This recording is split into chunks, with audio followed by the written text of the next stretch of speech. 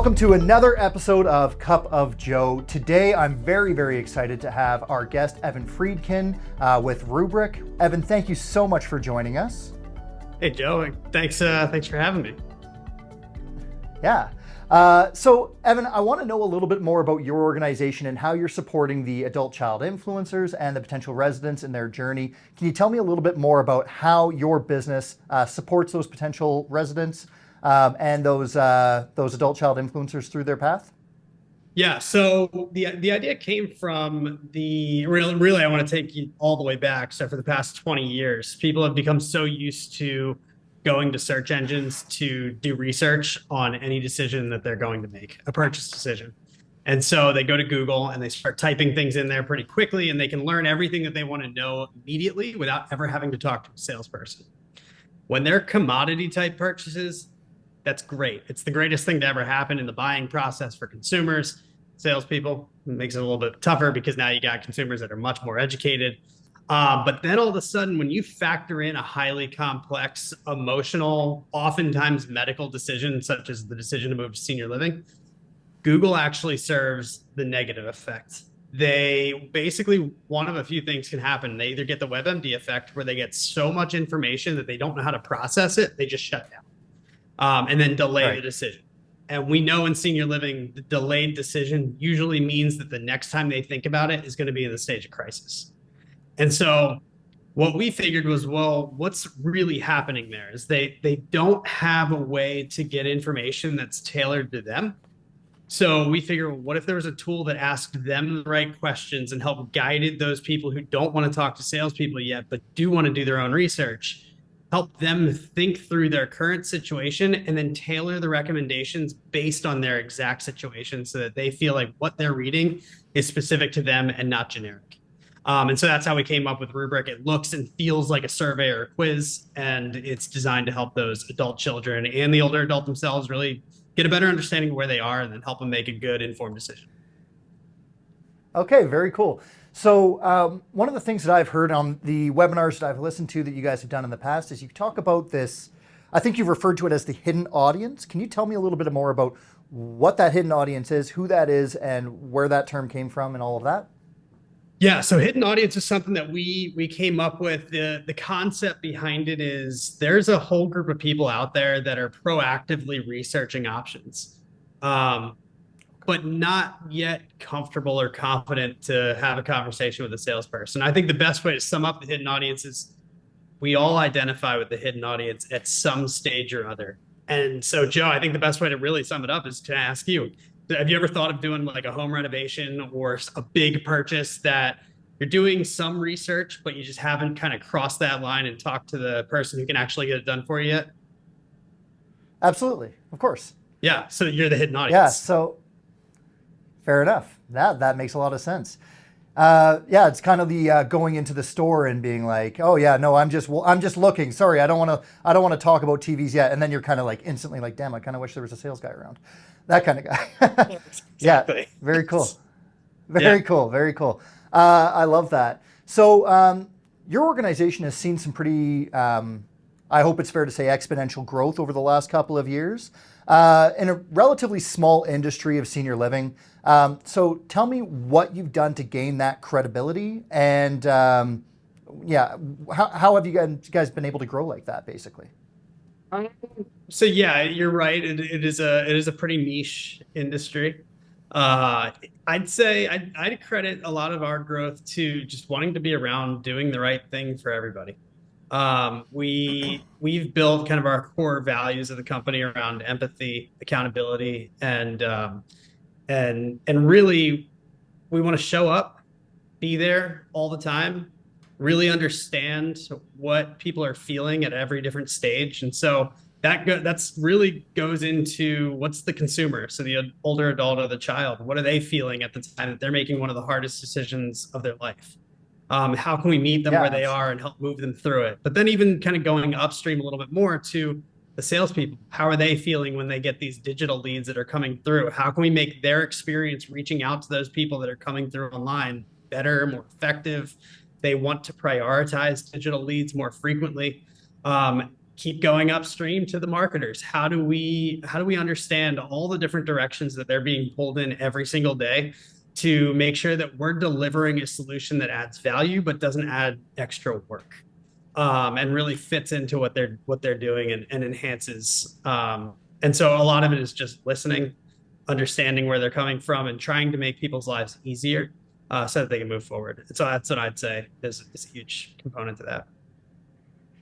Okay, very cool. So we've chatted about the adult child influencers and the potential residents and the hidden audience and all those different components. You just mentioned something very, very important, how you basically are able to support the salespeople and how you support the marketers.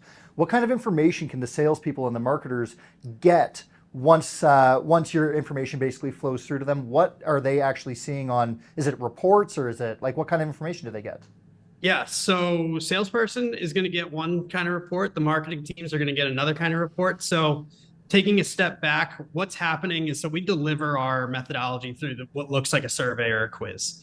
But really, that's just the delivery method. We're asking several questions throughout that flow, and we're gathering that information and giving the prospect the opportunity to say, hey, I'm ready to talk to XYZ Senior Living.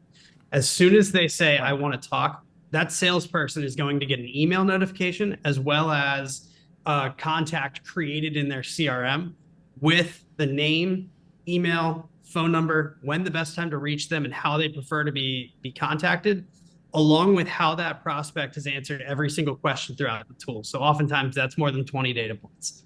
Who are they? What are they looking for? What are the barriers to the decisions? What do they want to talk with the salesperson about when they reach out?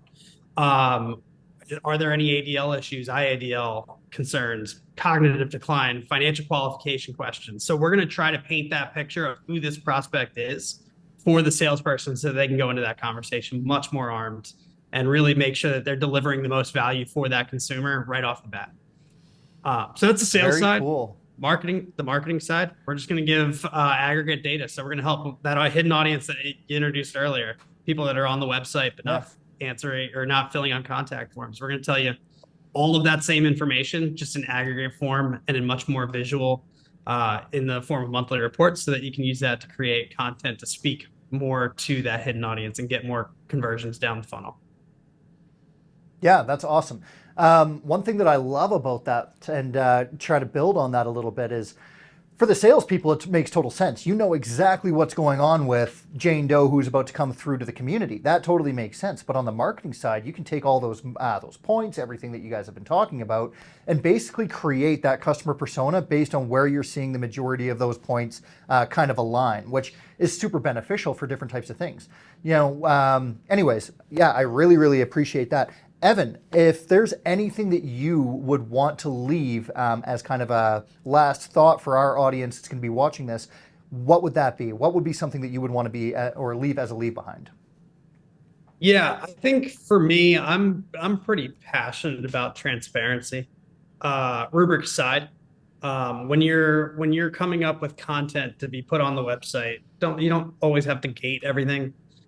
Consumers can feel that. Prospects can feel that. They don't always want to give their contact information just to access your ebook, because if they have to give their email address to read the ebook or the blog or whatever, the pricing or whatever that might be, to get to that, I know where they're going to go next. They're going to go to Google, and you're not going to like where they end up. They're not going to like where they end up. Nobody's ever happy that they have to start turning around and start frantically Googling things late at night to get answers to their questions. So for any provider that's listening, make sure that you're really leaning into providing the right information so that they don't feel like they have to go anywhere else. You're a one-stop shop. And within the community, what we found is that people do tend to share that with each other. And I would love it if all of your logos were the ones providing the answers to all those questions. It sure would make that buying process so much easier. Very cool. Evan, I was chatting with a mutual friend of ours yesterday, and I won't name names or anything, but one thing she told me about what she loves about you is that you're not a sales guy. You are a relationship builder, and that as time goes on, that relationship gets stronger and stronger and stronger to the point where people just know you, they trust you, they end up, for all intents and purposes, loving you as an individual, and that's one of the reasons that you've seen so much success with your program. Your program itself is fantastic, but what they're really doing is they're buying from you as an individual. And so I think that also makes sense as to why you and I have gotten along so well over the years, and why we've been able to build this relationship. With that being said, I just wanted to leave that compliment with you, make sure that you had that. And I know that she's going to watch this after, because she told me she would. And so I just wanted to thank you for that. And thank you again for taking the time to be on Cup of Joe. I really do appreciate that. Thank you for all of your insight over the years. And and of course, thank you to all of our viewers for watching. And if you do have any questions for Evan, how can they get in touch with you? Yeah, phone number, always happy to pick up the phone and talk, which is the old-fashioned way. So feel free to reach out, 984-484-9111, or just shoot me an email. It's just evan@rubrik.com. We try to make it super complicated, so it's really hard to remember. Just remember, there is no C in between the I and the K. So ROOBRIK. Just like it's written on your screen. Exactly, there. just That's in case awesome. anybody forgets. Yeah, very cool. And if you have any questions for us over here at Citizen, just reach out. Our website is citizen55.com, or you can reach out to me at joe@citizen55.com. Thank you so much, Evan, and thank you for all of our viewers. This was amazing. Have a great day.